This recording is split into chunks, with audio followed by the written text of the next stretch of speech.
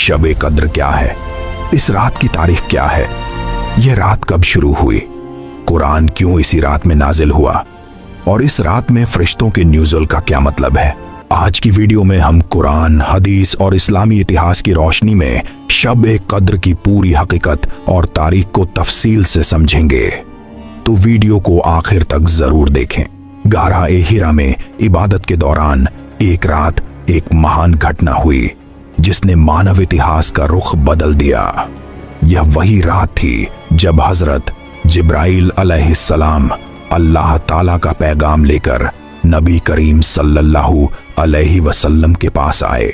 रिवायत के मुताबिक जिब्राइल अलैहिस्सलाम ने आकर नबी करीम सल्लल्लाहु अलैहि वसल्लम से कहा, पढ़ो।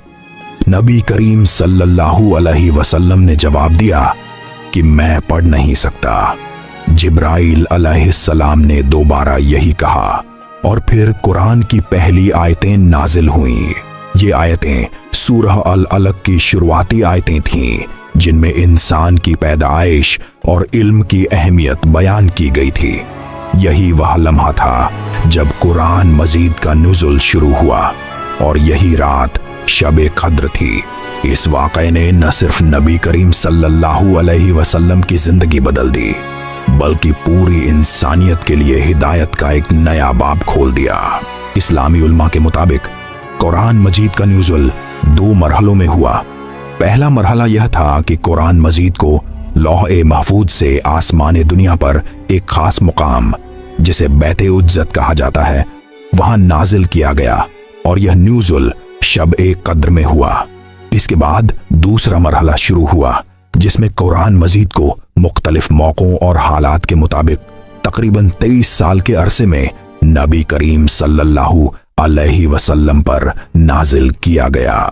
शब कद्र की फजीलत के बारे में नबी करीम सल्लल्लाहु अलैहि वसल्लम की बहुत सी हदीसें भी मौजूद हैं। एक हदीस में आप सल्लल्लाहु अलैहि वसल्लम ने फरमाया कि जो शख्स ईमान और सवाब की नीयत से शब कद्र में इबादत करेगा उसके पिछले गुनाह माफ कर दिए जाएंगे।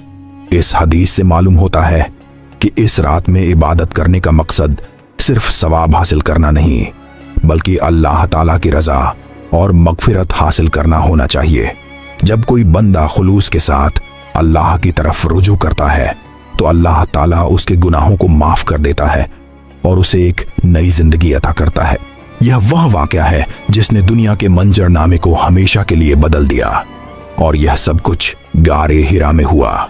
गारे हिरा मक्का मुकर्रमा के उत्तर में एक पहाड़ की चट्टान में मौजूद था और नबी करीम सल्लल्लाहु अलैहि वसल्लम इस गार में अक्सर तन्हाई इख्तियार करते, अल्लाह की इबादत में मशगूल रहते और दुनिया की फिक्री मशगूलियतों से दूर होकर अपनी रूहानी तरबियत करते।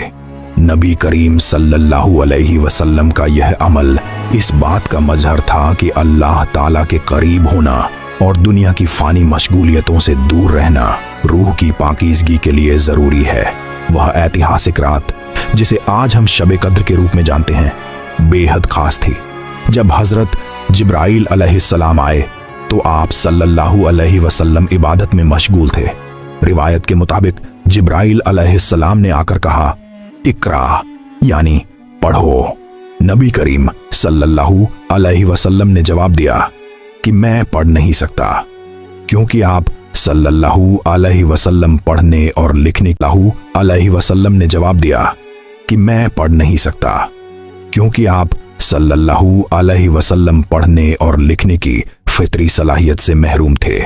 जिब्राइल अलैहिस्सलाम ने इस हुक्म को 2 बार दोहराया और फिर कुरान की पहली आयतें नाजिल हुईं। नबी करीम सल्लल्लाहु अलैहि वसल्लम ने फरमाया, शब कद्र रमजान के आखिरी अशरे की ताक रातों में है, यानी आपको शब कद्र 21, 23, 25, 27 या 29 रमजान की ताक रातों में तलाश करनी चाहिए। ज्यादातर उलमा के नजदीक 27 रमजान को शब कद्र होने का सबसे ज्यादा इम्कान है, लेकिन यह कातई नहीं है। इसलिए आखिरी अशरे की हर ताक रात में इबादत करना अफजल है। शब कद्र को इबादत, दुआ और कुरान की तिलावत के लिए खास करें। नबी सल्लल्लाहु अलैहि वसल्लम ने फरमाया, जो शख्स ईमान और सवाब की नीयत से शब कद्र में इबादत करेगा उसके पिछले गुनाह माफ कर दिए जाएंगे।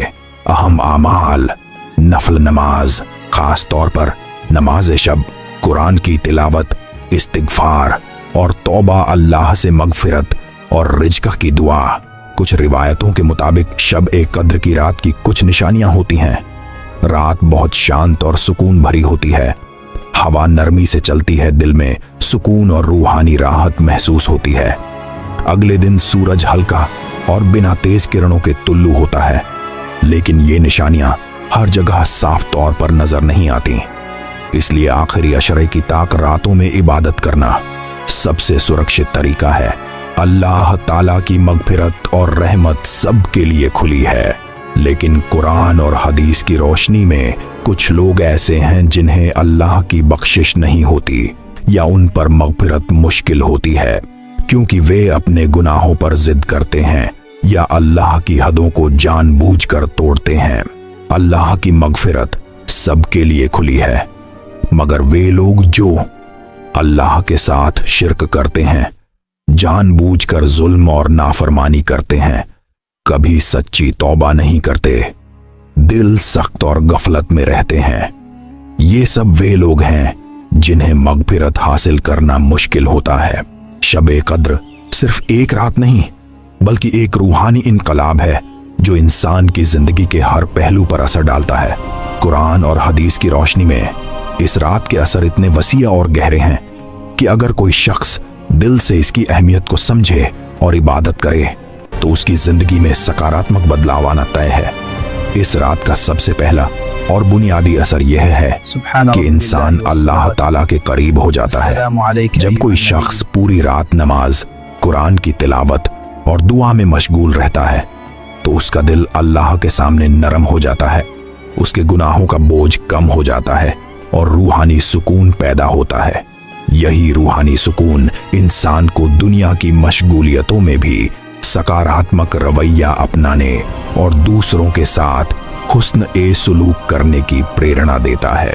इस रात फरिश्ते और रूह हजरत जिब्राइल अलैहिस्सलाम अपने रब के हुक्म से हर काम के साथ नाजिल होते हैं। उलमा के मुताबिक बेशुमार फरिश्ते आसमान से जमीन पर आते हैं। हजरत जिब्राइल अलैहिस्सलाम भी जमीन पर तशरीफ लाते हैं। ये फरिश्ते अल्लाह के हुक्म से दुनिया में फैल जाते हैं। जो लोग इबादत कर रहे होते हैं उनके लिए दुआ करते हैं। कहा जाता है कि इस रात जमीन पर फरिश्तों की तादाद इतनी ज्यादा होती है कि जमीन मानो उनसे भर जाती है। हो सकता है रमजान की इन्हीं रातों में से कोई रात हमारी जिंदगी बदल दे। इसलिए आइए शब कद्र की तलाश में इबादत, दुआ और तौबा के साथ अल्लाह के करीब हो जाए। अल्लाह हम सबको शब कद्र की बरकतें नसीब फरमाए। आमीन।